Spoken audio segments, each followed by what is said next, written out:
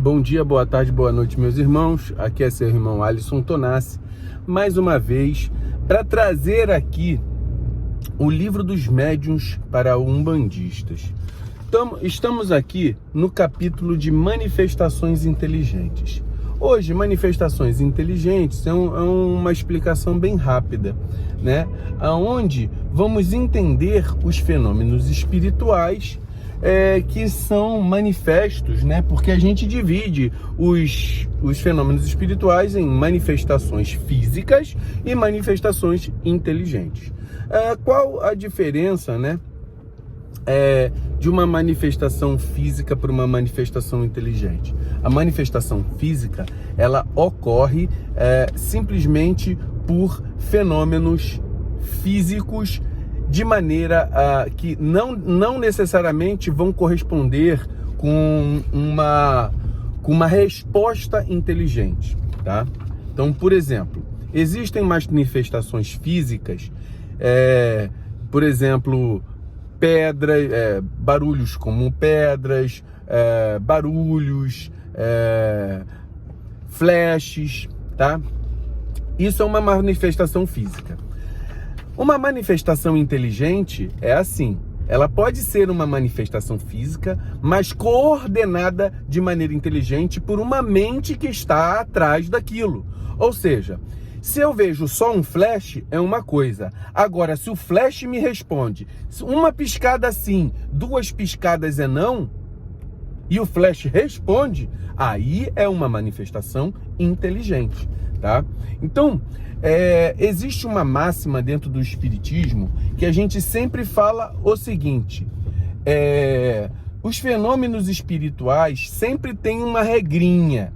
Todo efeito inteligente há uma causa inteligente por trás. Então, se você tem, por exemplo, um fenômeno aleatório, uma piscada, uma pancada, uma batida, uma porta que range, uma coisa que cai, isso não é um efeito inteligente, é um efeito físico.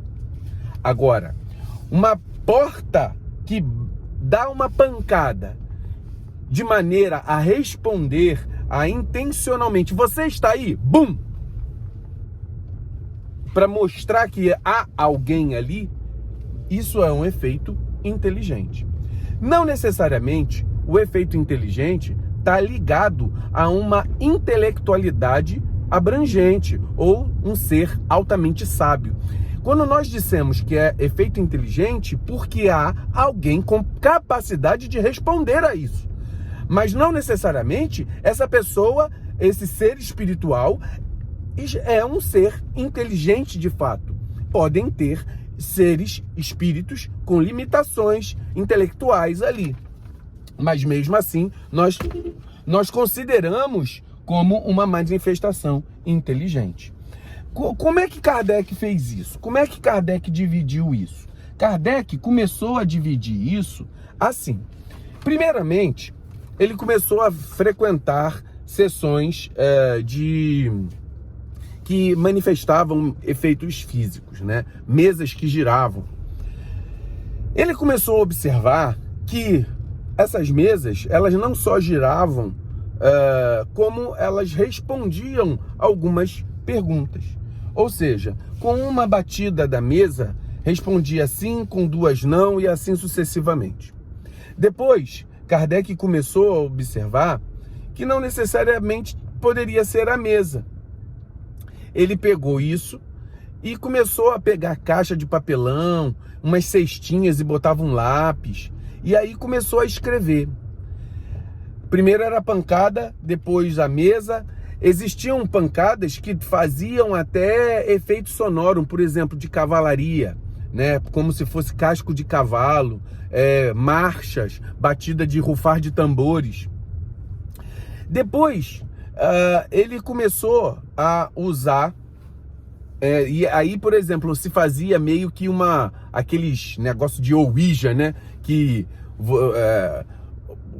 a mão do médium vai no copo, tipo uma brincadeira do copo, que eles faziam da maneira deles lá. Depois, eles tiveram ali, então,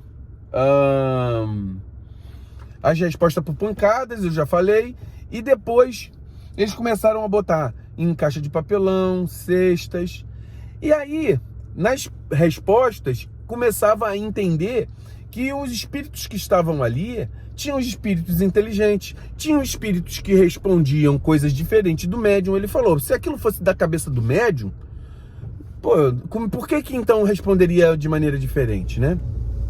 Aí, logo em seguida, ele começou a observar que as cestinhas, tudo o que ele tinha colocado com papel, né? Não precisava. Por quê? O espírito, ele pegava da mesma forma o braço do médium e escrevia. Então, ele começou a observar que essas movimentações poderiam ser feitas também no braço do médium.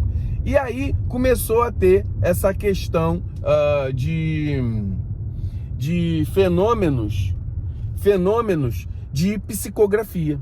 E a partir dali, todo o trabalho espiritual. Então, Kardec dividiu em efeitos físicos, tá? E efeitos inteligentes. Os efeitos inteligentes, eles são efeitos que correspondem a... eu vou até ler aqui o que ele coloca. São manifestações que elas têm um ato livre e voluntário, ou seja, elas têm uma manifestação livre e voluntária ou que correspondem ao pensamento. Ele fez até uma correlação, por exemplo, como se fosse uma pipa, né? Olha só, eu tô vendo uma pipa no céu. A pipa, ela não faz movimentos aleatórios. Ela faz o movimento de quem está segurando a linha, certo? E nesse movimento, a pipa vai para cá, vai para lá, desce, sobe, mediante a quem está comandando.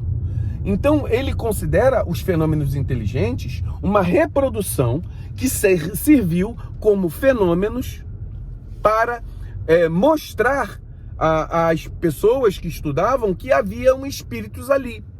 Então, e eles responderiam a essas questões. Então, que a gente fique por aqui.